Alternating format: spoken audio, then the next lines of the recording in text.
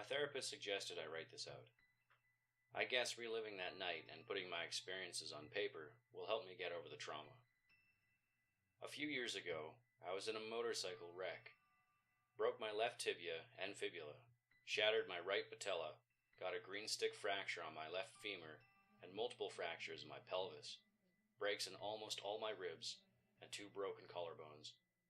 I was immobilized from the shoulders down by a heavy body cast. They told me I was lucky. My wife, Violet, was supportive and nurturing. She never once complained about having to care for me. She cooked all my meals, kept me company, and emptied my bedpan without grimacing. About 2 weeks into my convalescence, Jenna called us, bawling because her college roommate had died. V had to leave immediately, and be there for her. V's sister Kathy was going to take care of me. When I woke up the following morning, V was off to get Jenna, and Kathy was there, cheerfully making breakfast and talking up a storm as she helped me with more embarrassing biological needs. Like her sister, she never made me feel ashamed. She left around 11 that night and told me she'd be back at dawn. I like to sleep with the TV on. For some reason, I find it comforting. I drifted off while the game was finishing and only woke up when I felt something thud against my cast on my chest. In the flickering light of the TV, I saw a huntsman spider staring back at me. She was bigger than most of the ones I had seen around here, maybe the length of a rugby ball. My breath caught in my throat, and every muscle in my body fired in an attempt to push the thing off me, but I couldn't move. I started yelling at the spider, hoping it might scare her away. She wasn't frightened. She turned around, exposing her abdomen to me, and I gasped. Her back and belly were covered in babies. They rippled like wind-blown fur as they moved over their mother's body. The huntsman turned back towards me and walked closer to my face. Before then, I had never thought about spiders having a scent. This one did.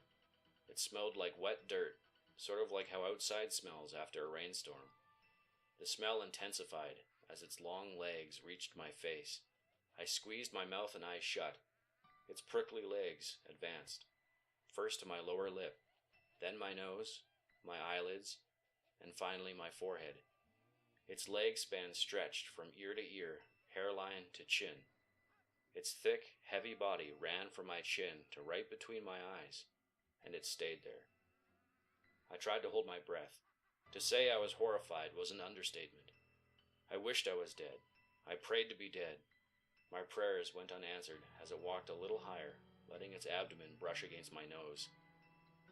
The huntsman immediately buried its fangs into my forehead, and her baby streamed from her abdomen onto my face. I shrieked.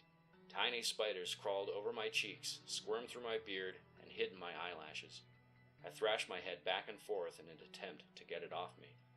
The mother moved onto the pillow by my right ear and bit my cheek. It felt like a wasp's sting. Then she ran over my shoulder and pushed herself through the tiny opening of the cast by my armpit.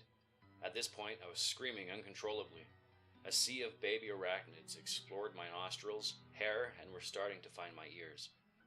I felt a tendon or a ligament or something snap as I thrashed, sending white-hot pain through my neck, and trying to move my head after that was excruciating.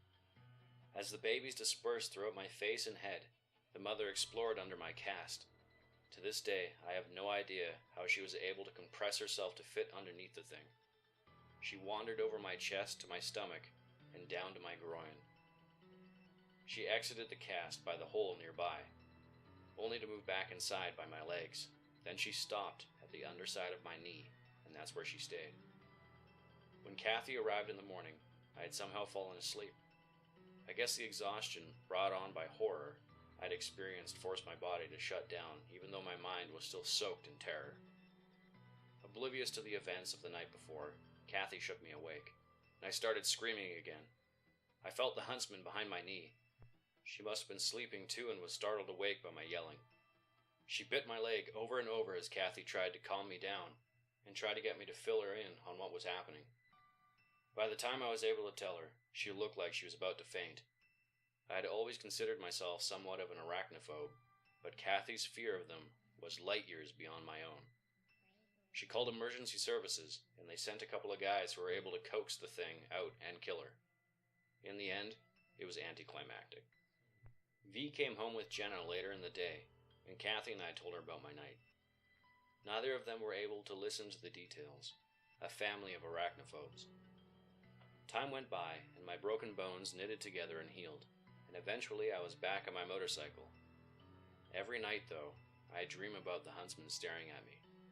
I feel her streaming across my face, and up my nose, and around the gaps of my teeth. Whenever there's a quiet moment, I hear them scratching at my eardrums, and I'd swear that every time I clean my ears, I'm pulling out spider eggs.